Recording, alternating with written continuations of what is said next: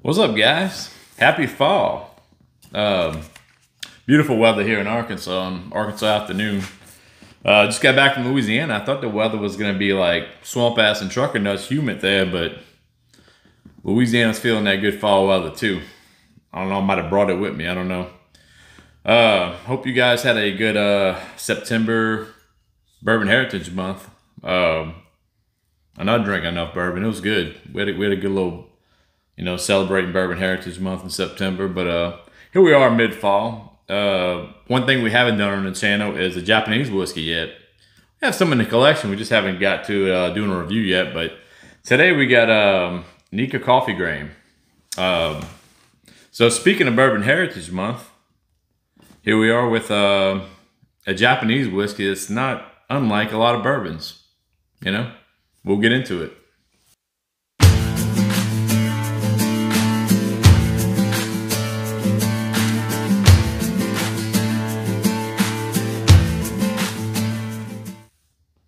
What's up, guys? Welcome back to the channel. Randy from the Whiskey Couillons. Hope everybody's having a nice little fall weather. I hope everybody's having a good day. Kind of interesting one today with some Nikka Coffey Grain whiskey. So the guy who started Nikka, Metsutaka Takasuro. Probably butchering that name, but started Nikka. They have a bunch of different expressions. They have the Nikka Coffey Grain, Nikka Coffey Malt, Nikka from the Barrel, the Yoishi, Misuguro. They got so many different whiskeys, right? So this is one of, I wouldn't even call it a bottom shelf. There's a Nikka Pure Days I've seen in the stores. That's more their bottom shelf. That's about $40 range. This one, usually around 70. I've seen it for 65, but it's usually around a $70 price range. Very interesting whiskey. Interesting notes on it. So thinking Japanese, first thing I thought of when I thought of Japanese whiskey is closely related to Scotch. I love Scotch whiskey. It's probably one of my favorite whiskey like regions, right? Whiskey types is Scotch, but this one, the most closely related Scotch or whiskey that isn't Scotch is Japanese whiskey.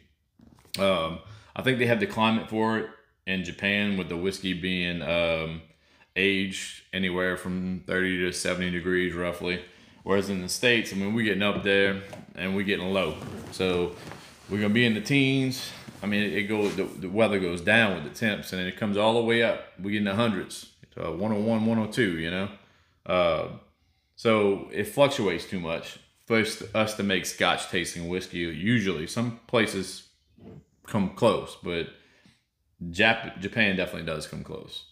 Closer than we do. So here we are with this Nikka Coffey Grain. It's made in a coffee still, and it's funny because that's where they get their name from. I had a buddy who was like, man, I don't drink too much whiskey, but I think I would try that at Nikka Coffey Grain because I like coffee. I was like, Couillon, it ain't got nothing to do with fucking coffee. Like, this stuff is talking about the still it's made from. He was like, oh, all right. It's even spelled different. There's a Y on it. It's not coffee. But the guy who made the coffee still was Anus Coffey, and he ended up making this coffee still, and the whiskey's actually named after him. But and very rightly so, because it tastes a lot like bourbon. So the proofing on this thing is 45%. So not too bad on the proof, a little 90 proofer. So you can, I'd say it'd be 90. You don't get any ethanol in the nose.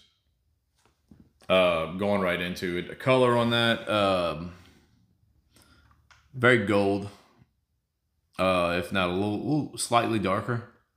It's a little darker than pale and straw, but definitely a gold color. On the nose, though, you don't get a whole lot of oak at all, and no real ethanol. Definitely get vanilla.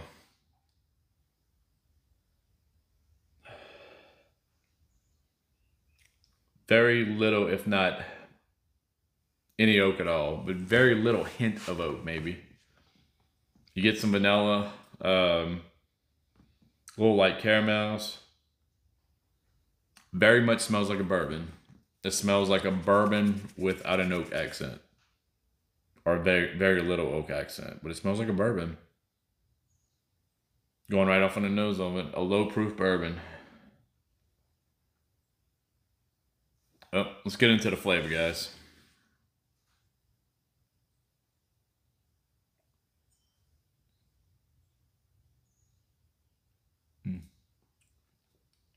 Now on the taste of it, it pops. But it's got really good complexity. It's like a very clean tasting bourbon.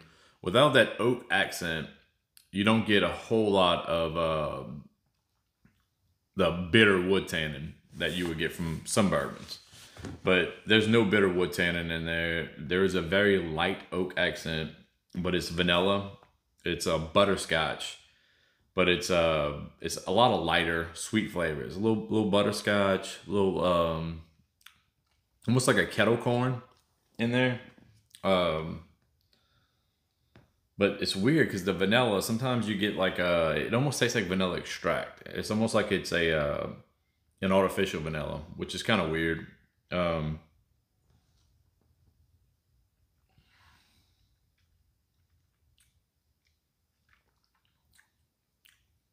Almost tastes like artificial vanilla in there.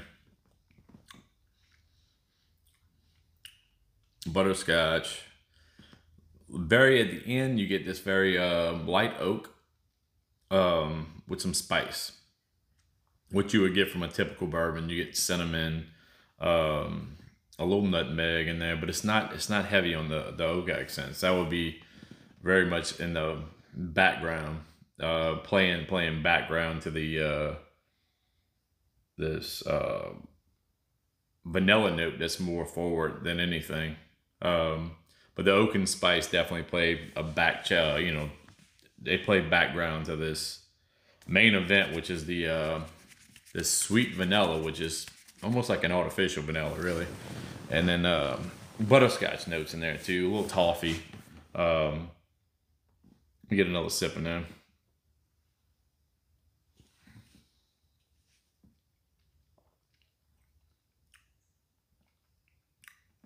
So at that time I got a little coffee note on it, which is crazy. So don't get it twisted. It's not like coffee. Like it almost tastes like a coffee that's you have a lot. You know that vanilla coffee creamer, that coffee mate, that's dumped in there, and you get a little coffee note with that artificial vanilla extract flavor. Not a bad whiskey though. It's good. I like it for what it is. I like it for what it is. It's not really a basic run of the mill, Japanese whiskey. They have whiskeys that's, like I said, it's cheaper than this one, but they also have a lot of whiskeys that's way more than this. Like I want to say the Yoichi is around like $90. This one you can get this one for about 65 though. I mean, when the price of whiskey is going up here and there, it's probably more like $70, and that Yoichi is probably more like $100. So, but Nika from the Barrel is pretty good too, and that one runs probably like more 80s. So they have their little tiers, but this is not this is one of their more affordable ones. But it's also one of the most unique tasting ones because most of their whiskeys do taste like more on the Scotch side, whereas this one definitely for a bourbon drinker. If you like this and you like bourbon, well, if you like bourbon, you like this. It tastes like bourbon, but it's a clean, it's a cleaner bourbon. It's hard to describe. It's just a bourbon without the American accent, if that's or you can say it's a bourbon with a Japanese accent. It just doesn't have the wood harshness that you would get from an American spirit. But It's got the subtle little hints of this, a little bit of oak, clean tasting butterscotch. You get that vanilla note in there, but the way they put it together, it's weird that you could say it's bourbon, but it tastes like a bourbon, but it doesn't have like a American accent to it. You know, it just tastes like a Japanese bourbon.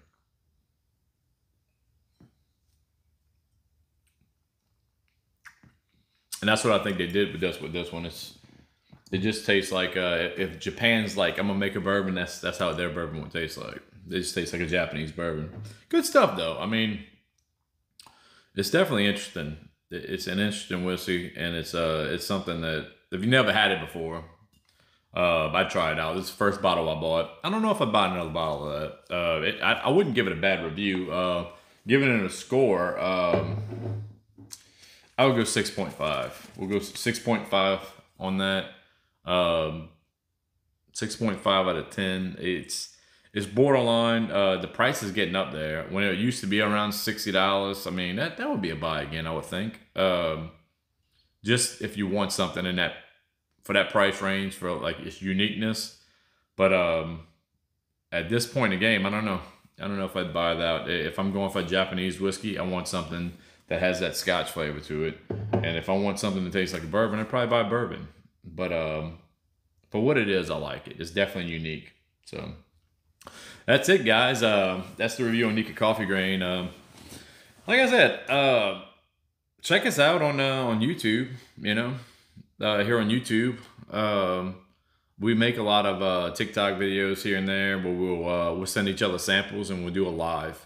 So if you don't have us on TikTok, check us out. Whiskey Couillons on TikTok. And you know, we'll do a live here and there on we'll do blind samples on bottles that I've had, and I'll send the guys in Louisiana some bottles that they've never had before, and they'll send me some stuff, and we'll kind of go back and forth and kind of just see what we think of those. But it's cool whenever you do a blind. I tell a lot of people about blinds. Like, you might think you know a whiskey until you do a blind, and it puts you in a, you know, that's a different perspective to what you where you think your palate's at as far as tasting spirits and this and that. But that's about it, guys. We'll see you on the next video.